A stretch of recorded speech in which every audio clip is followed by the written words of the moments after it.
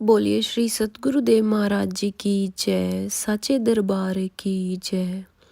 एक बार फिर से आप सभी भक्तों का स्वागत है अनुभवों की इस श्रृंखला में।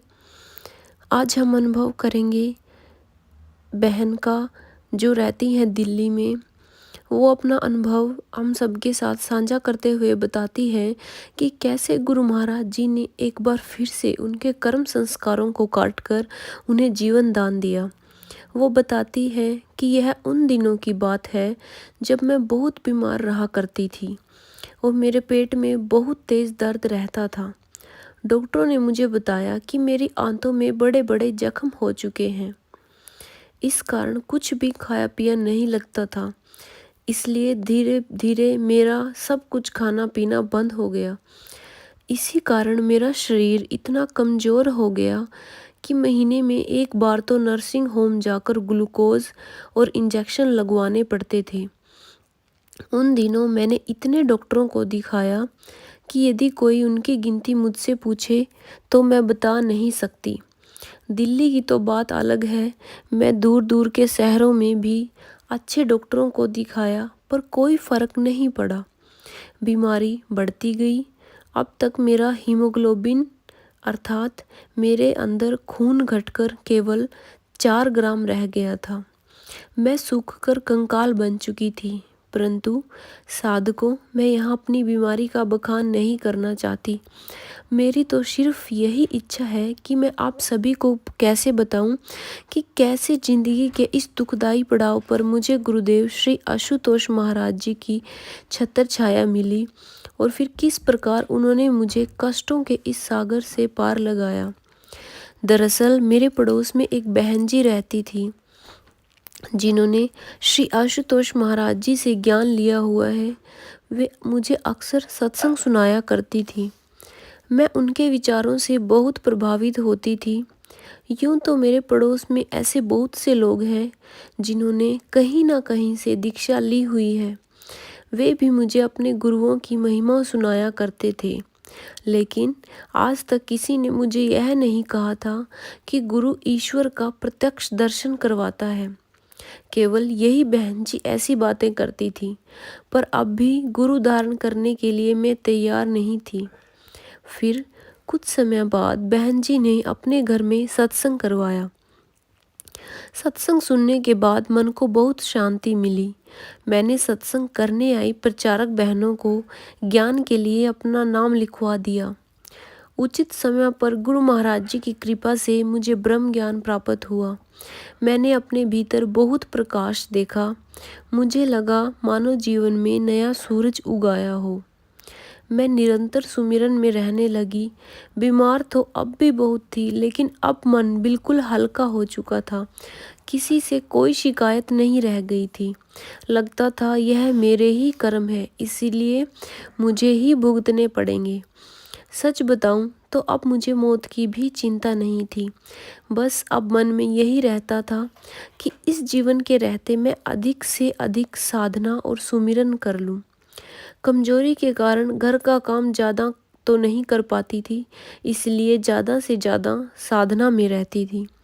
गुरु महाराज जी भी अंदर से साधना करने की प्रेरणा देते थे, इसलिए मैं तेज दर्द में तड़पते हुए भी सुमिरन नहीं छोड़ती थी। मेरी बाहर की दुनिया जैसी भी थी, लेकिन अंदर की दुनिया बहुत सुखपूर्ण थी।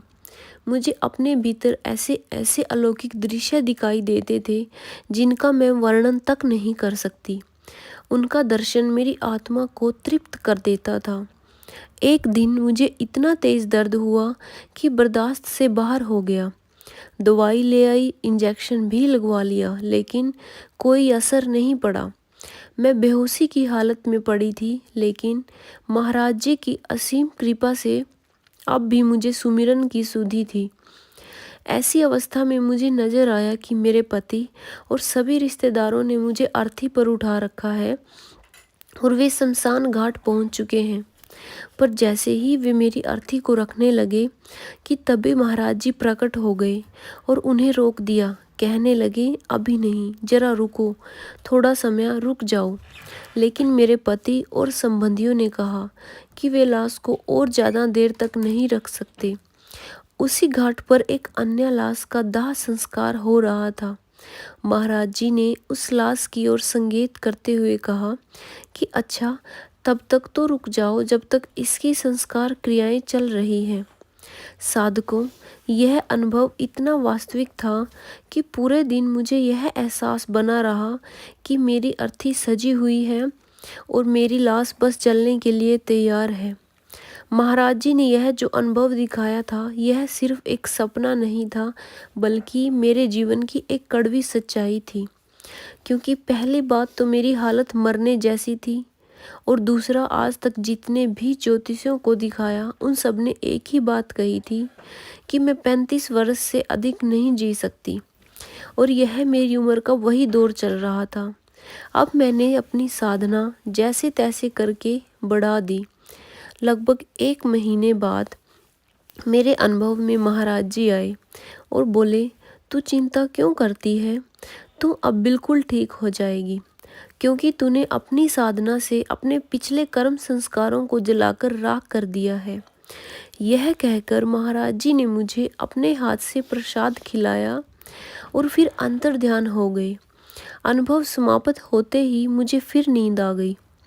फिर लगभग सुबह के 11 बजे मेरी आँख खुली तो मैं बहुत हल्का महसूस कर रही थी। अब मेरे पेट में बिल्कुल भी दर्द नहीं हो रहा था। मैं बिना किसी सहारे के चल फिर रही थी। मैंने फिर से एक बार अपना चेकअप करवाया, परंतु इस बार रिपोर्ट बिल्कुल नॉर्मल आई। यह देखकर डॉक्टरों ने कहा, यह तो चमत्कार हो गया, क्योंकि उन्होंने मुझे कुछ दिन पहले ही ऑपरेशन कराने की सलाह दी थी। मुझे भी यकीन नहीं हो रहा था कि मेरी आंतों का जख्म ठीक हो चुका है। उस दिन के बाद मेरे पेट में किसी भी प्रकार की कोई समस्या पैदा नहीं हुई। साधकों, जिन ज्योतिषियों ने मुझे कहा था कि तुम 35 वर्ष से अधिक नहीं जी सकती, आज गुरु महाराज जी की कृपा से मेरी उम्र 40 वर्ष हो गई है, और आज भी जब मैं गुरु महाराज जी की असीम कृपा के बारे में सोचती हूँ तो मेरा मस्तक श्रद्धा से झुक जाता है, क्योंकि मेरी हर एक सांस गुरु महाराज जी की दी हुई अमानत है। गुरु महाराज जी ने ही मुझे नया जीवन दान दिया। गुरु महाराज जी को मैं बहुत धन्यवाद करती हूँ कि वो मेरे जीवन में आए और उन्होंने मुझे ब्रह्म ज्ञान दिया। गुरु महाराज जी हम सबको अपने चरणों में लगाते हैं और अपनी कृपा करते हैं। यही हमारे लिए एक सबसे बड़ा जीवन दान है। सो बोलिए श्री सतगुरुदेव महाराज जी की जय। साचे दरबार की जय। जय महाराज जी की।